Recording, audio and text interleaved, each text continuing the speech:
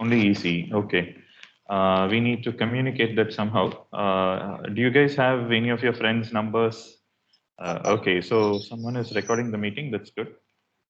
Who's recording?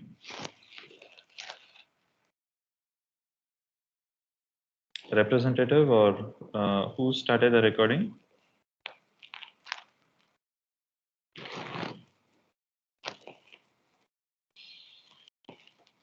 Okay. Can you guys just inform the BTech engineering physics students also to join in this link? We'll have a combined class. They're coming. Okay, okay. Right, right. Let's just wait for a few minutes so that they can join us.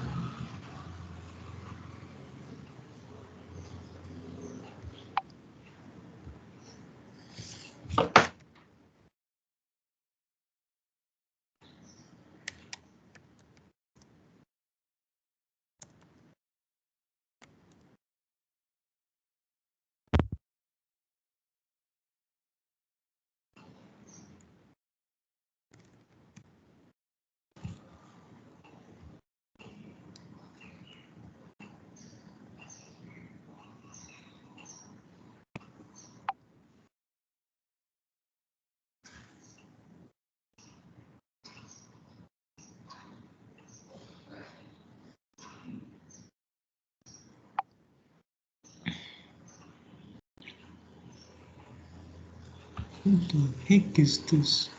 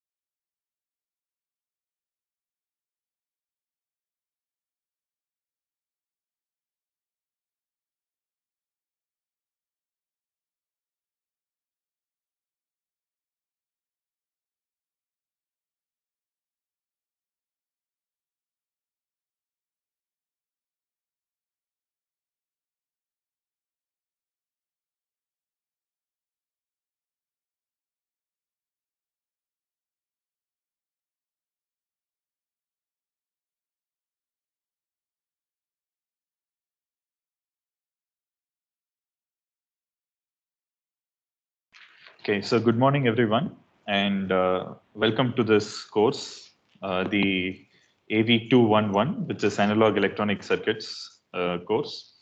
And this is going to be a combined course for both BTech ECE students as well as BTech Engineering Physics students. So first of all, for the BTech ECE students, welcome to the department. I think this is the first course. Of course, you would have had a basic electric course and a basic electronics course as well. But this is when you kind of, put your feet into the water, literally, right? So welcome to the department. To introduce myself, I'm Emmanuel Raja. So I'm an assistant professor in the Department of Avionics. So I've been here in IIST since 2019. And this is the third time that I'm handling this course. A little bit about myself. I'm originally from Chennai, and I did my bachelor's there in Anna University, then followed by my PhD and MS from IISc Bangalore. I have a couple of years work experience in Qualcomm, India, where I worked on IC design. And subsequently, I joined here as faculty. So I'm really happy to teach this course. And usually this course has, evinced a lot of good response from the students in terms of enthusiasm to study and to learn and to absorb, the concepts and so on. And for the engineering physics students, so welcome to a course from our department. And so you guys will be actually, if you look at your seniors, they have taken a separate course, probably in their fourth semester, but with a little bit of realignment of the structure of the course and so on. This course has been combined together. So with that, let me welcome all of you. So I hope I can see there are 75 people in the meeting, so which means 74 students. I hope, so what is the strength of ECE students? Can I just have a number? A representative or, yeah, someone can give me a... So 60. 60. 61. 61, okay.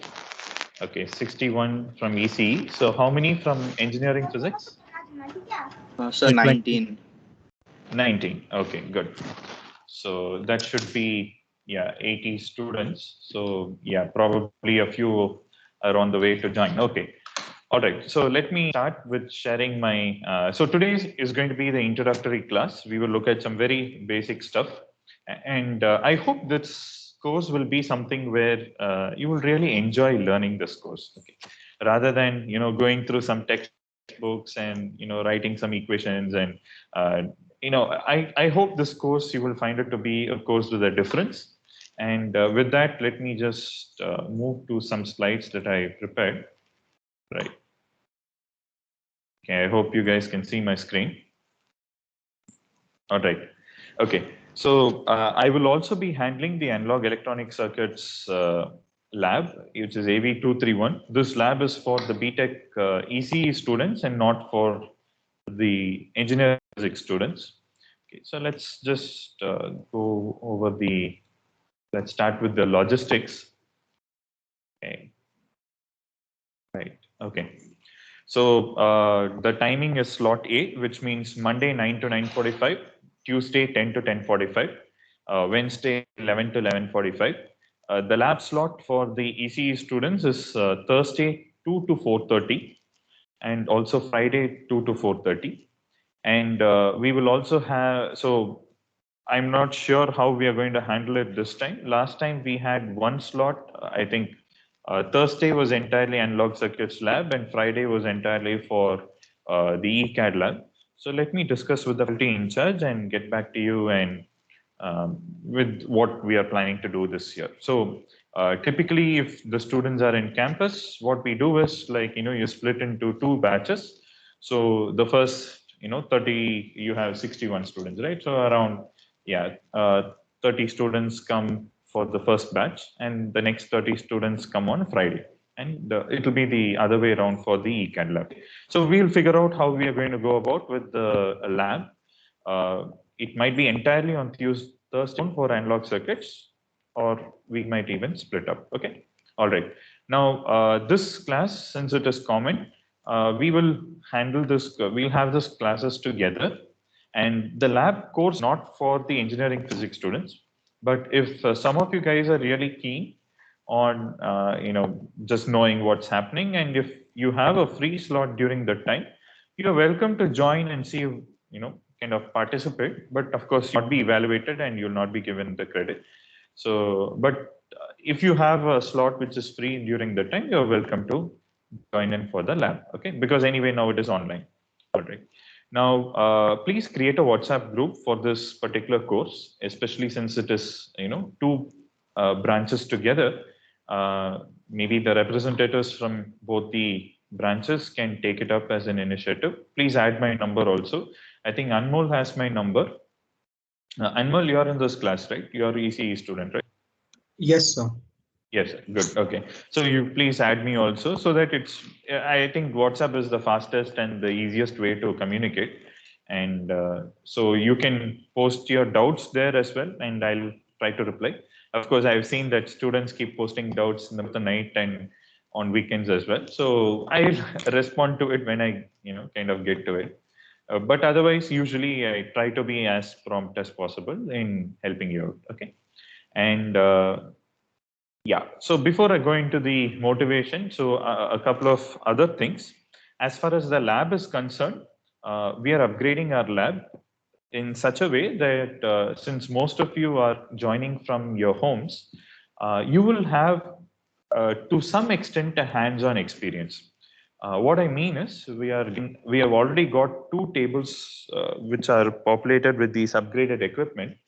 We are going to get another 5 tables populated with these upgraded equipment where the measurement equipment like the oscilloscope, the function generator, the power supply, and multimeter, all these 4 pieces of equipment are connected through the Ethernet to a PC where you can operate the equipment through your computer.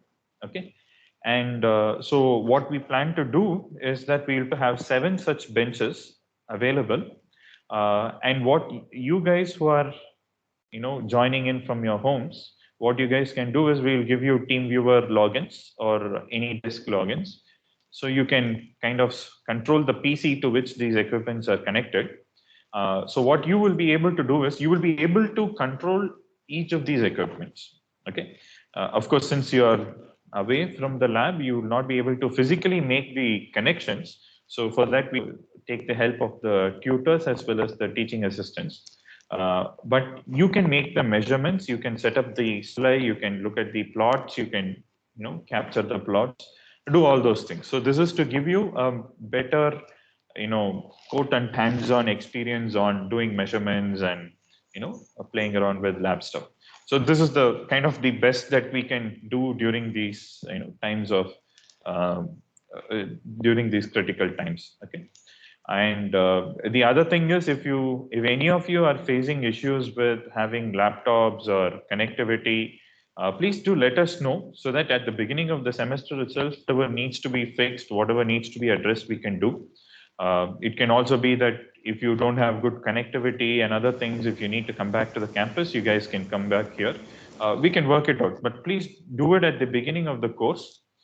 We don't want you guys to, tell at the end of the semester saying that I don't have a proper laptop, I'm not able to do simulation exercises, I'm not able to do this exercise or assignments and things like that. That is a very last minute. That time we really cannot help. So if you have issues, please let us know at the earliest. Okay.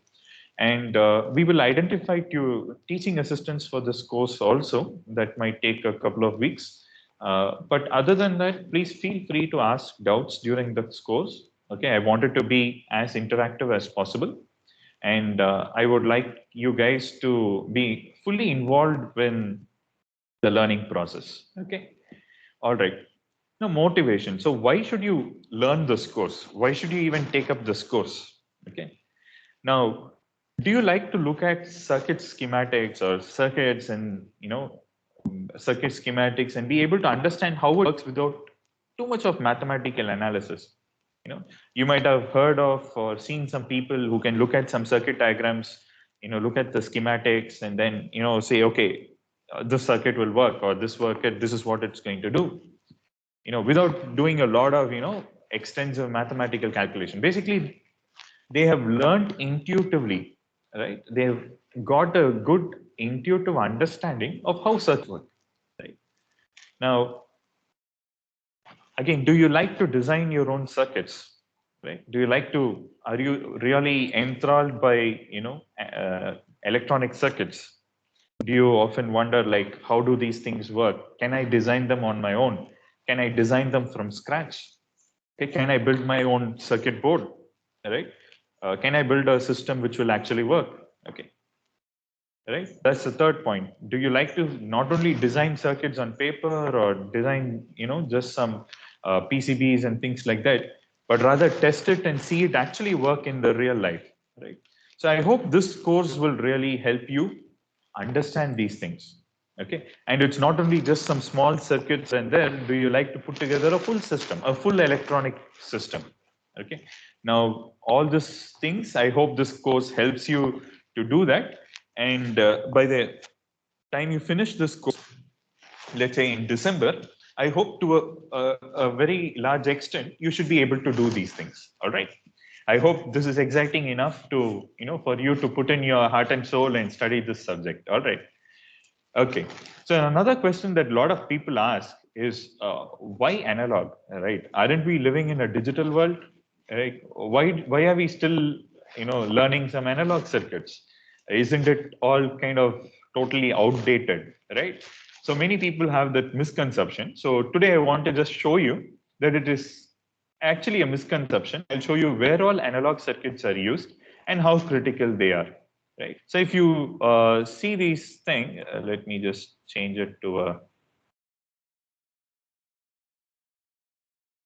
Okay. All right. No issues. Okay.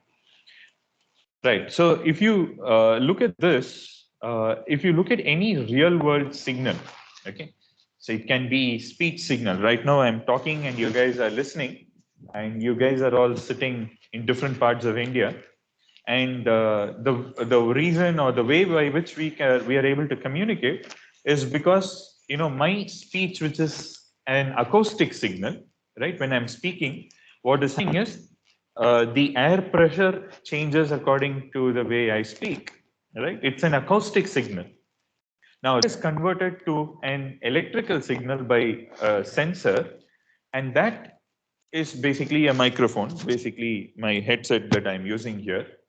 Right. And that goes through a lot of things like, you have signal conditioning, you have amplifiers, you have filters, you have analog to digital converters. Now, all these things are required for this speech signal to get converted from an acoustic signal to actually digital bits, right?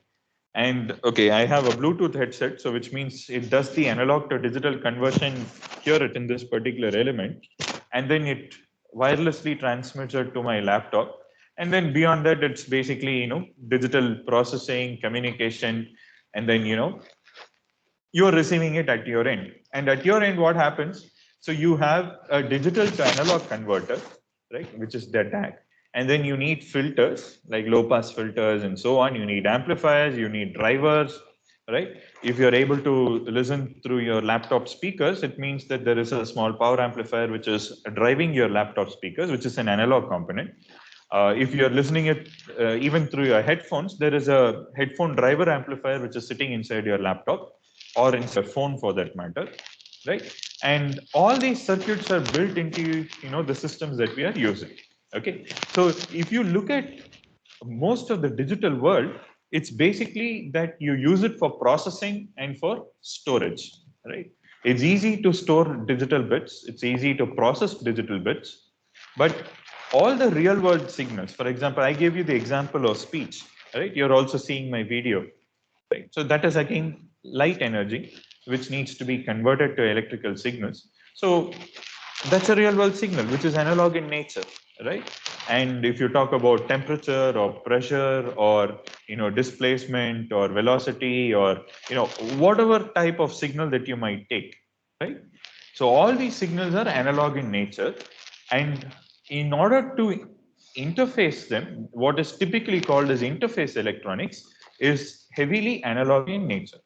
So it doesn't matter how advanced you go in your digital technology, right? You still need this interface elements which can interface your digital bits to the real world signals.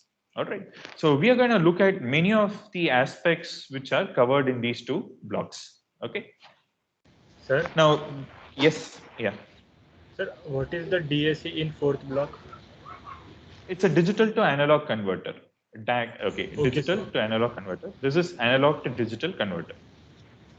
Yes, sir. Okay. Thank you, sir. Yeah. Yeah. So this is a board which was developed by the faculty members and some students in our department, which was actually flown by IIST through one of ISRO's uh, rockets, and it was a successful one. Okay, so what you're seeing here was basically flown on a rocket, and basically they made measurements in the ionospheric region.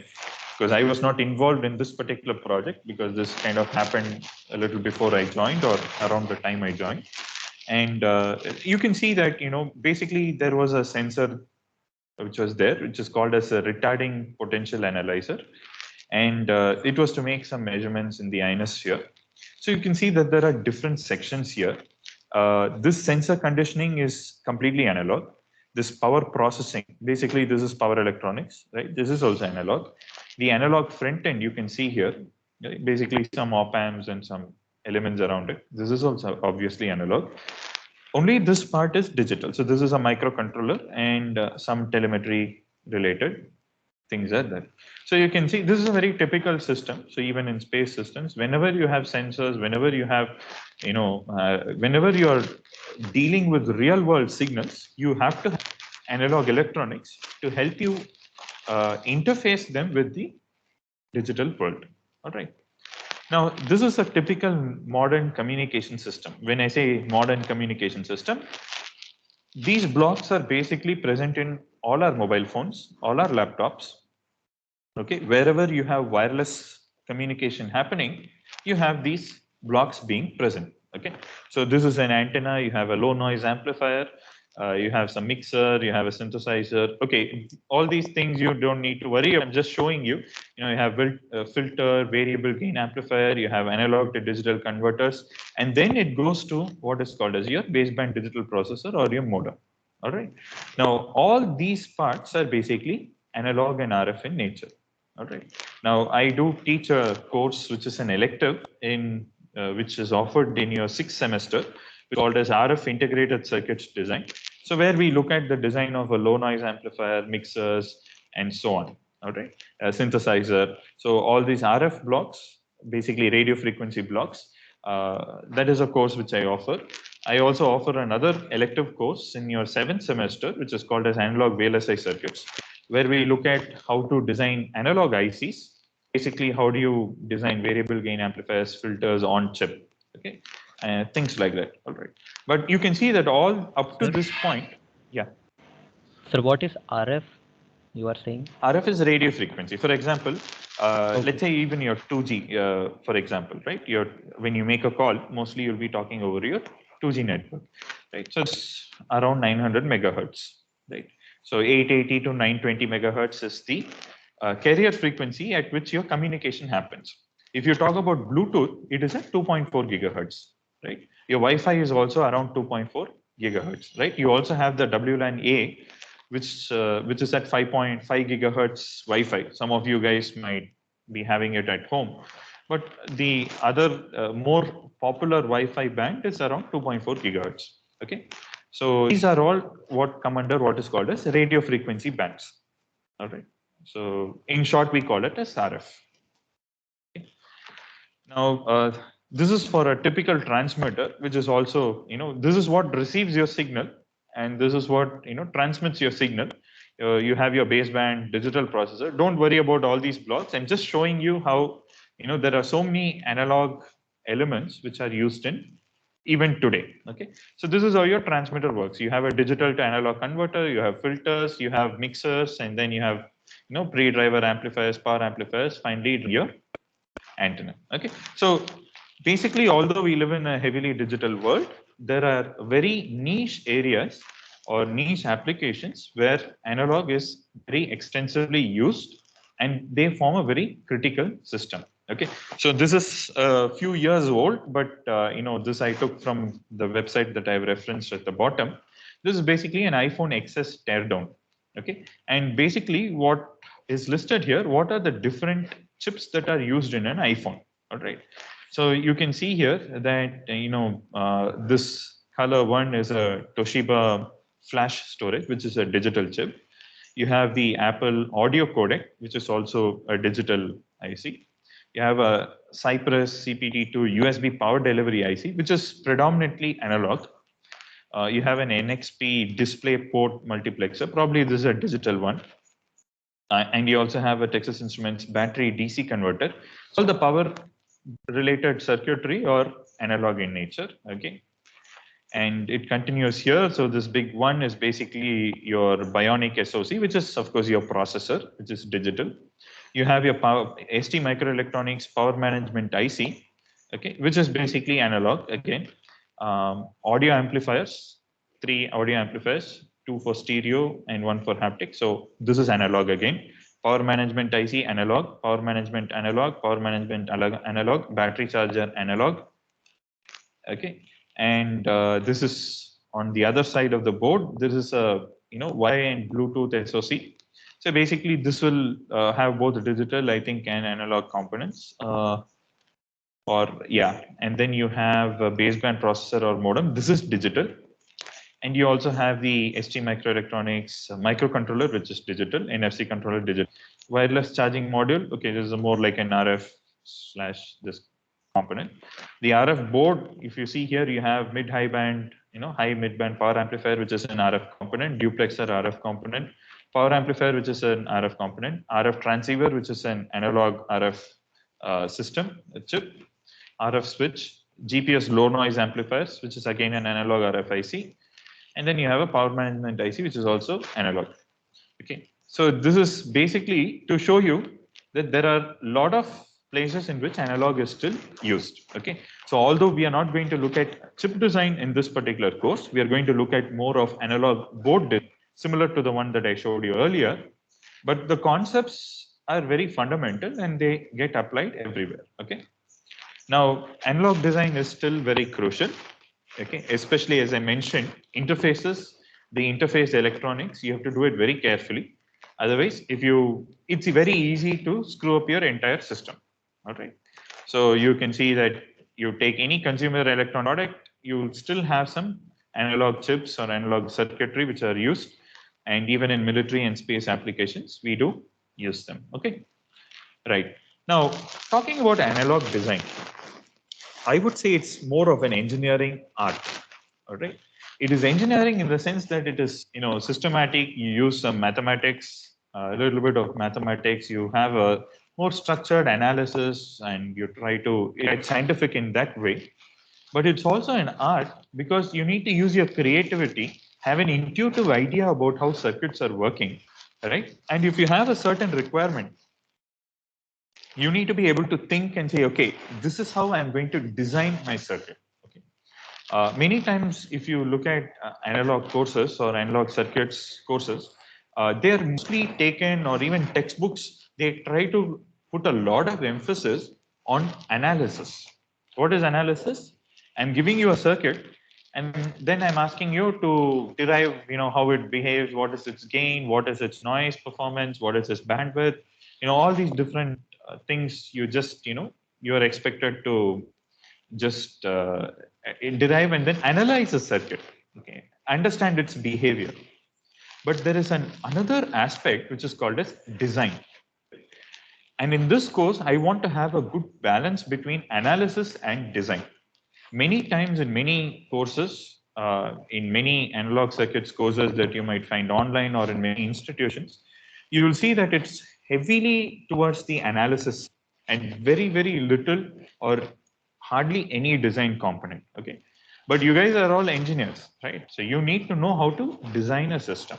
All right. So my emphasis will be heavily on how do you design a system. You have to understand the system. You have to understand a circuit, and also you should know how to design a circuit. If I'm going to give you some set of specifications, you should be able to start with the specifications and then design your own circuit, right? Which should from scratch, and that should work. right? So I will try to bring in both as much as possible, okay? And that's how this course is going to basically work. All right. So this is the syllabus. You might find, some version of it in the internet as well. So basically, let me, look at so there are reference books. I'm going to use a very strict textbook. The first book is a very, very nice book, The Art of Electronics by Horowitz and Hill. And it's a very good book. It has a more practical bent of, thinking there. The second book, which is Analog Microelectronic Circuits, Theory and Application by Cedar Smith. I think up to the 7th edition is out now. You can pick any version, any edition that you're able to find. It is a very nice book which you can use. All right. And the third book is called as Designed with Operational Amplifiers and Analog Integrated Circuits by Sergio Franco. So all these 3 books are basically what you can call as, classics in the field of electronic circuits. And please pick them up, read them. And what I mentioned here is, see, from this point on in your academics, it's going to be quite different. Okay. You're up to your 12th standard, you had, a lot of spoon feeding. It's like you had a textbook, you studied the textbook, you just, wrote the answers and it was done. So probably even in your first year, you had kind of an upgraded version of the same system. And of course, you would have had questions which are quite different from your school, right? It's more on how you apply and understand. But the moment you kind of step into your respective departments from your 3rd semester on, the way the evaluation system, everything happens is going to be different. Okay. So you need to be present in the class, pay attention to the class. If for some reason like power failure and, internet disruptions and things like that, you're not able to attend the course, please follow it up when you get the power activity. I will put these courses on YouTube. Of course, I'll put them as unlisted ones and I can share the link. Or I think if the representative is already recording these things and sharing the link, that is also fine. So make sure that you attend or all the lectures or watch the lectures, because I'm not going to exactly reproduce what is in textbooks. All right. Now, all you guys are quite bright and brilliant, right? So you guys can take up a textbook, read it and understand it. All right. But what I'm going to do in this course is not to just basically take the textbook and reproduce it here. Okay. I'm going to kind of try to go beyond the textbook.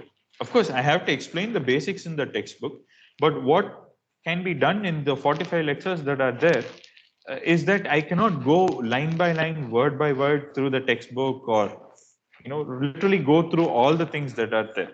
Okay. So which is where your reading comes into the picture. Okay.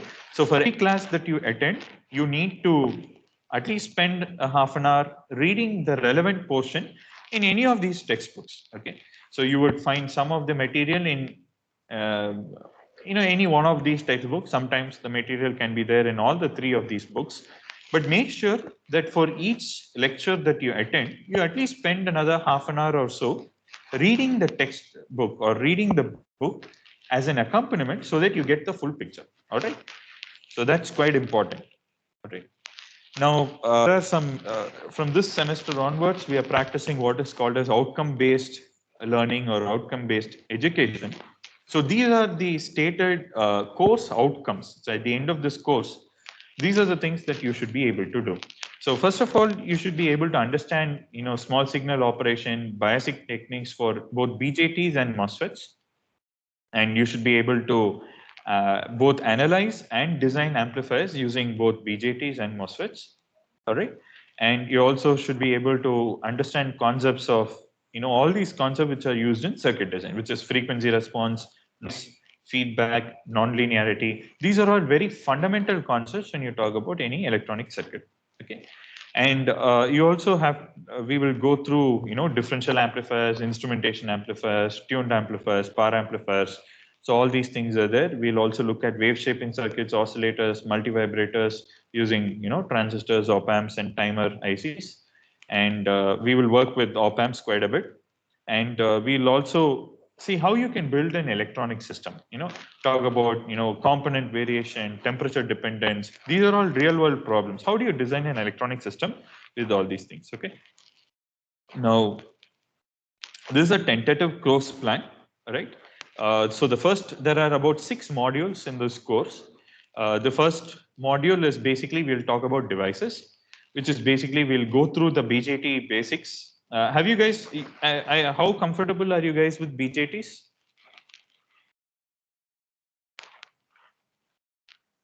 So can you tell me what all you covered in your electronics course? Sir, up to BJT, I thought we have covered. Okay. A little bit So what amplifier all, also. have you studied about common emitter amplifiers? Yes, sir. Common emitter amplifier. Common emitter, common base, common collector. Yes. Right. Okay. So they've So explained very well all those things. Yes. But we are not Okay. able to study amplifiers and all that because of reduction Yes, of sir. He syllabus. just started every these things, but we have not much time. We are not able to complete we are not able to start amplifiers and all that. Okay, okay. Anyway, we will go through these amplifiers in detail. All right. Okay, sir. So BJTs, we will. So have you studied about temperature dependence of BJTs and No, temperature drifts? No. Okay. But I hope you're comfortable with DC biasing of BJT and Yes, beta, sir. alpha. Right. Okay. Okay. Yeah, so I will start off with that, and also I'll introduce MOSFETs. I think MOSFETs you haven't studied, right? No, sir. no, sir. We haven't Okay. studied. So we will look at MOSFETs as well, right? Okay. So we will start with that, and then we will go through the different amplifier design as well, analysis as well as design. We'll look at all these concepts, op-amp circuits, how to design circuits using op-amps, and then all these things. So this is a rough course plan. Typically what happens is, although the plan might have 45 lectures, because you have the quizzes coming in and also you have these holidays and other things, we might at best be able to make up to 38 to 40 lecture hours. Okay. But we will try to cover the entire as much as possible. All right. Okay. Now course assessment. All right. So quiz 1 20%, quiz 2 20%, internals 20%. Now for your internals, what I would like you to do is to design a system. Okay, design an electronic system, and I would like you to design a complete system where you start with the specifications, right? Do the required mathematical analysis, do your circuit design, select your components, okay? Do simulation results. I had put PCB schematic and PCB layout also here, but then I was thinking I will move this to the lab. Okay, so we will not have PCB schematic and layout in the course project. But I would like you to start for the course project. I would like you to do all these other things. Okay, simulation using LT-SPICE and component selection and all these things. Okay, and end semester is 40%. Now, this is typically how we will be looking at quiz 1. Quiz 1 we'll have mostly CO1 and CO2, which is basically BJTs, MOSFETs, biasing, transistors as a switch, and all the amplifiers. And then let's see how it actually works out. Okay. All right. So any doubts, any questions, anything that you guys would like to ask? All right. Yeah. Out of the steps that you mentioned, which one of the book would be mainly you be using? Okay. Let me go to the textbooks. Where are they? Right. Okay. So actually, I'll be deriving from all the things. So for transistors and amplifiers, transistor amplifiers, microelectronic circuits by Cedra Smith would be helpful. All right. And some of the DC circuits and some of the application circuits or practical circuit will be taken from Art of Electronics. Okay. And op-amp related circuits will be from this third book. Actually, both all the three will have op-amp related circuits, but I think I might stick to the last two maybe. but Art of Electronics has a more practical bent to whatever we do. So it's not going to be strictly one textbook or whatever. Okay. But for BJT and MOSFETs, their device and DC biasing and amplifiers, I think the second one, Cedar Smith, is a good one, good place to go. Okay, sir. Thank you. Okay. Anything else you guys would like to ask? Sir, Yeah. sir, it is not a doubt, but sir, the last semester, since at the last time, sir, the syllabus was high and time was late. So, sir, in BGT, our concept is someone has a good concept, but someone don't are very much familiar in BGTs, Okay. especially in biasing. So, if you, Right. sir, explain it before starting, then it will be helpful, sir, for the further that we study. Yeah, I'll do that. That's not an issue. So I will start with the basics, which is why I had put even in the course plan that I'll start with the review of the base.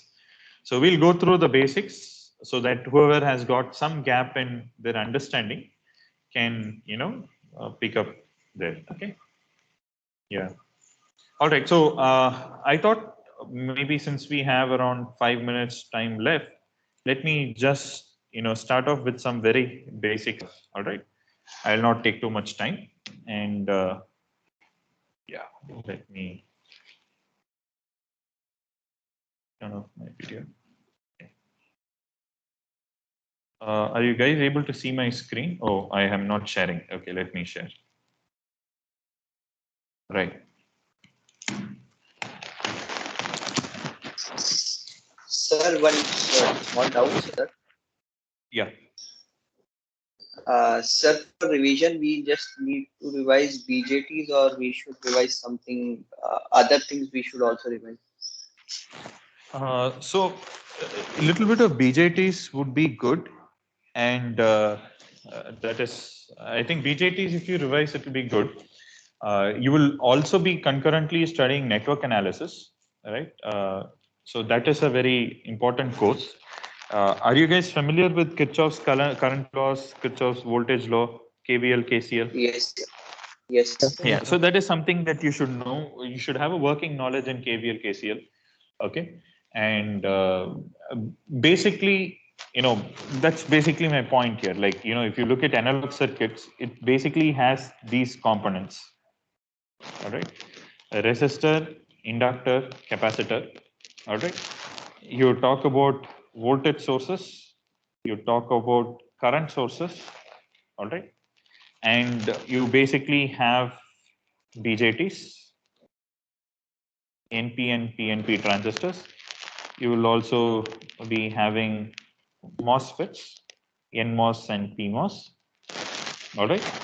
And this is pretty much it, right? This is what your entire analog circuits is going to revolve around. And of course, you will have an op amp. Okay. So pretty much most of your course is going to revolve around these components only. All right.